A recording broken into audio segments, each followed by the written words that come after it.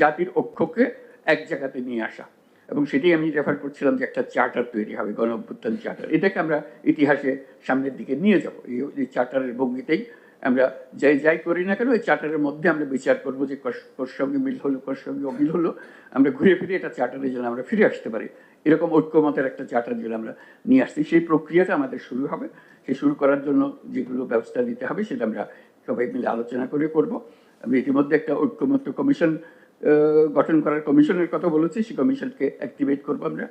এইটার দিকে, ঐক্যের দিকে আমরা যাওয়া, এবং সামনে যে নির্বাচন হবে সেটাও যেন ঐক্যের ভিত্তিতে একটা নির্বাচন হতে পারে। এই চার্টারকে সামনে রেখে আমরা ঐক্যের ভিত্তিতে নির্বাচন যেন করতে পারি।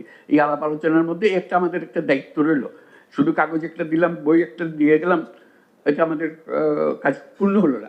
আমাদের দায়িত্ব হলো এটাকে মানুষের কাছে নিয়ে এসে, সবার কাছে নিয়ে এসে, এটা আপনারা যেটা বলছেন এটা মানুষ এটা চাচ্ছে না তা তো না, আপনারা নিজেরাই এটা জরিপ করেছেন, দেখেছেন, কাজে এটা মানুষেরই ভাষ্য। কিন্তু এমনভাবে বলা, এমনভাবে সুন্দর করে বলা যে সবাই যেন এটার মধ্যে এসে যেতে পারে। কেউ নির্বাচনের আগে এসে যাবে, কেউ নির্বাচনের পরে আসবে। নির্বাচনের প্রতিশ্রুতি দিয়ে সব জিনিস যেহেতু নির্বাচনের আগে সম্ভব হবে না হয়তো, কাজে কিছু জিনিস থেকে যাবে। থেকে গেলে সেটার জন্য কমিটমেন্ট থাকে, ওই যে চার্টার বললাম সেই চার্টারের আঙ্গিকে যেন আমরা এগিয়ে যেতে পারি।